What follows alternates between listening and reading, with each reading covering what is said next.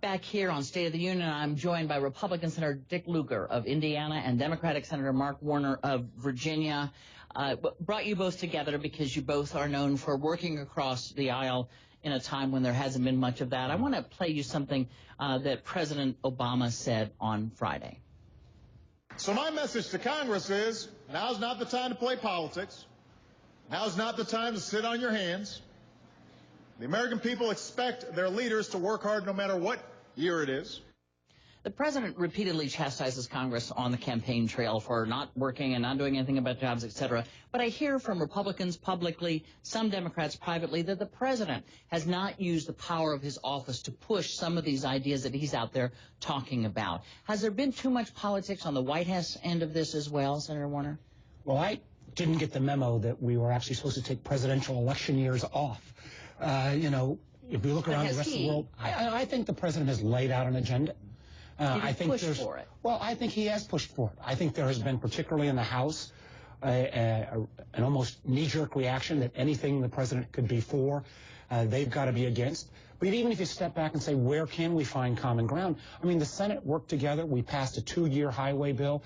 That would put people to work, give a little predictability. We recently passed a bill, bipartisan. Senator Lugar, the overwhelming majority of the Senate, to try to speed up approval process for the FDA, get our whole biopharma sector of our economy jump-started. So there are things we can do, even in an election, to get this economy going. Guess what I'm getting at, Senator Lugar, is you hear Democrats privately, Republicans publicly complaining that they don't hear from the president, that he has not used his bully pulpit to say to Congress, listen here, folks, I need, pick up the phone. I need you guys to really work on this. Have you seen more or less presidential influence in the Obama administration than previous administrations? Well, in this particular year, the president's campaigning for re-election. That is his total preoccupation. He's been criticized for that by some Democrats who would say, as a matter of fact, you ought to be talking about how jobs are going to be created, how, in fact, you have a more comprehensive view of the deficit, of the debt, of all of these sorts of things. This has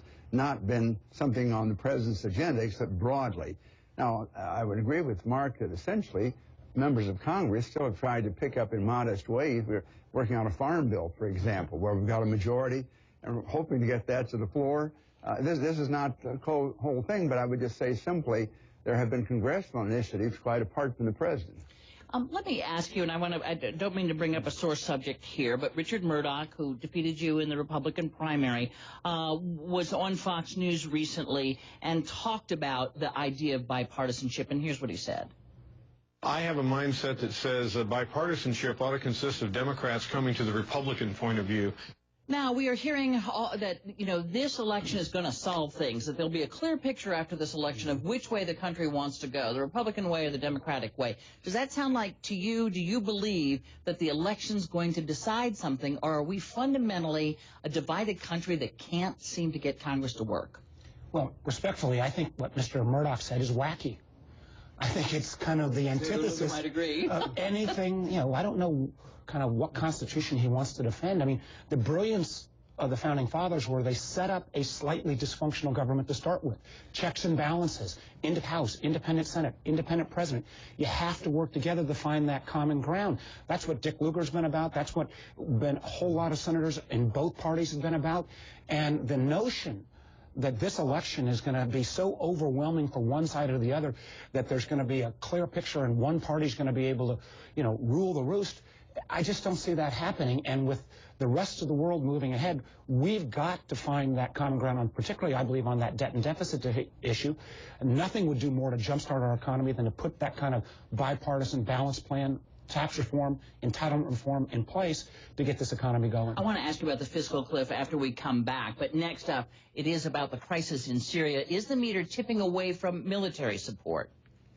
We consider all contingencies at all times. We have been focused on the need to bring about a political transition. There's still the potential for there to be a peaceful political resolution.